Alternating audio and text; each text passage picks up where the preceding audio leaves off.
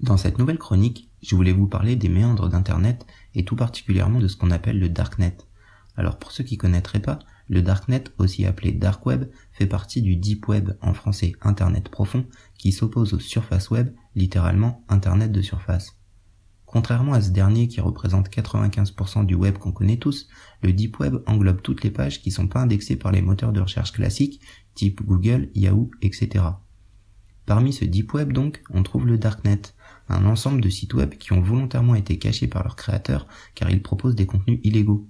Et quand je parle de contenu illégal, je parle pas des fichiers torrents classiques qui peuvent vous valoir les lettres de menaces complètement bidonnées d'Adopi, non, je parle plutôt des sites qui vous proposent d'acheter des armes à feu, des produits stupéfiants, faux papiers, numéros de carte bleue volés et tout un tas de trucs assez cradingues qui peuvent vous valoir un petit séjour par la case prison. La plupart de ces sites sont accessibles via Tor, un réseau parallèle décentralisé, composé de routeurs qui transmettent le flux d'infos de façon anonymisée. Pour accéder aux sites web présents sur ce réseau, on utilise des navigateurs spécifiques qui incluent parfois des systèmes de masquage d'adresses IP. Dans cet univers parallèle qu'est le Darknet, on trouve donc tout un tas de sites de vente en ligne proposant à peu près tout ce qui est interdit par la loi, y compris des produits stupéfiants. Le Darknet a d'ailleurs bénéficié d'une large médiatisation en 2013 ou en 2014, je me rappelle plus, après l'arrestation par le FBI du créateur de Silk Road, le site le plus populaire de l'époque. Comme vous pouvez vous en douter, immédiatement après la fermeture de Silk Road, de nombreux concurrents sont engouffrés dans la brèche et on trouve aujourd'hui pas mal de sites proposant des services similaires. Pour tout toxicomane qui se respecte, un site de vente en ligne proposant à peu près toutes les drogues possibles et inimaginables peut constituer le Saint Graal, comme une petite révolution dans son quotidien de galérien. Disons qu'avant, pour acheter des prods, fallait nécessairement connaître quelqu'un qui connaissait un dealer susceptible de nous vendre des trucs. Ensuite, les transactions devaient se passer dans la vraie vie, avec des rendez-vous dans des endroits parfois un peu glauques et tous les risques que ça pouvait comporter. Mais aujourd'hui, avec le Darknet, c'est tout à fait possible de recevoir sa drogue directement par la poste, sans même avoir à sortir de chez soi. Les sites sont tellement bien foutus que chaque dealer possède sa fiche détaillée, avec la liste de tous les produits qu'il propose et des commentaires des consommateurs.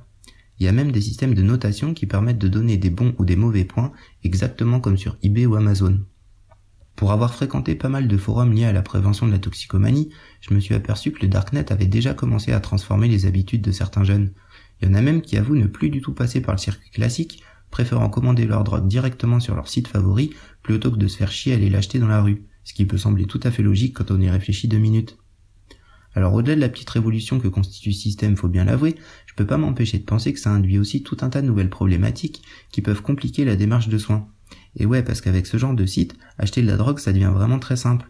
Et je parle même pas de la diversité des produits proposés. Aujourd'hui, avec le Darknet, c'est potentiellement possible de recevoir du crack, de la méthamphétamine, nouvelle drogue de synthèse et n'importe quel produit qu'il aurait été difficile de se procurer à mon époque, et surtout pour ceux qui habitent loin des grandes villes. Ensuite, inutile de vous dire qu'après avoir pris l'habitude d'utiliser ce système, arrêter de consommer peut vraiment devenir compliqué. En fait, c'est un peu comme si son coloc était son meilleur dealer et qui pouvait vous proposer n'importe quoi tout le temps dans n'importe quelle quantité. Faut donc avoir une volonté à toute épreuve pour ne pas succomber au charme du Darknet quand on veut se sevrer. Je suis toujours surpris de voir à quel point la technologie peut influencer nos pratiques. Parfois ça me fait même flipper parce que je me dis que si on en est là aujourd'hui, j'imagine même pas ce que sera le quotidien de nos enfants d'ici 15 ou 20 ans.